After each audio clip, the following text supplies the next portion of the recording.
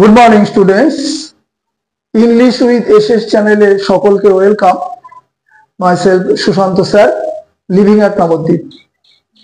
Now I am going to discuss another important topic. This is basic English. PhD on verb. ভার্বের উপর গভীর discussion হবে।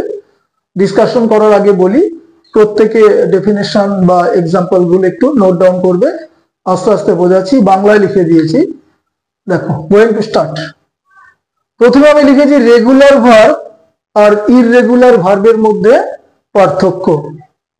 তো ডিফারেন্সটা দেখো, রেগুলার ভার্বে কি লিখেছি, সাধারণত যেসব ভার্বের সাথে, ভার্ব বলতে V1 মানে ভার্বের প্রেজেন্ট ফর্ম, তাহলে সাধারণত যেসব ভার্বের সাথে ডি ও ইডি যুক্ত করে পাস্ট অর্থাৎ V2 ও পাস্ট পার্টিসিপল অর্থাৎ V3 করা হয় বা তৈরি করা হয় বা গঠন করা হয়, তাদের রেগুলার ভার্ব বলে।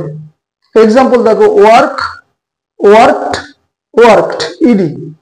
Please, pleased, pleased, only D. আশা করি বোঝাতে পারলাম যে ইডি বা ডি যুক্ত করে V2 আর V3 করা হয়, তাদের রেগুলার ভার্ব বলে।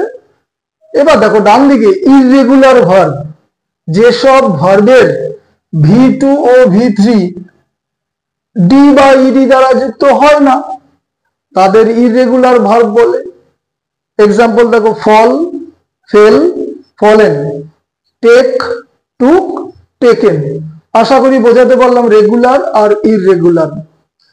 আজকের 2 নম্বর যেটা ডিফারেন্স, সেটা হচ্ছে স্ট্রং ভার্ব আর উইক ভার্ব।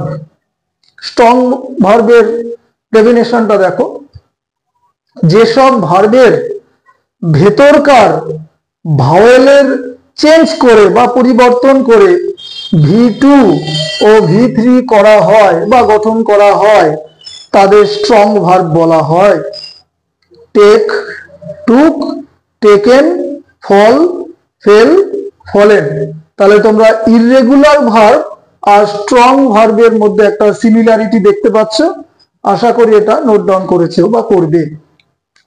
নেক্সট দেখো ডান দিকে, উইক ভার্ব, যেসব ভার্বের V2 ও V3 করতে গেলে টি, ইডি বা ডি যুক্ত করতে হয়, তাদের উইক ভার্ব বলে। Example, play, played, played, send, sent, sent. তাহলে দেখো, রেগুলারের সাথে উইক ভার্বের সিমিলারিটি আর ইররেগুলারের সাথে স্ট্রং ভার্বের সিমিলারিটি।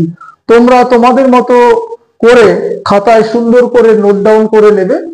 আশা করি ভার্বের উপর যে পিএইচডি বা গভীর আলোচনা বোঝাতে পারলাম। তো প্রত্যেকে আরো একবার বলছি যে নোট ডাউন করে নেবে, পুরো ভিডিওটা দেখবে, স্কিপ করবে না। তো thank you, have a good day.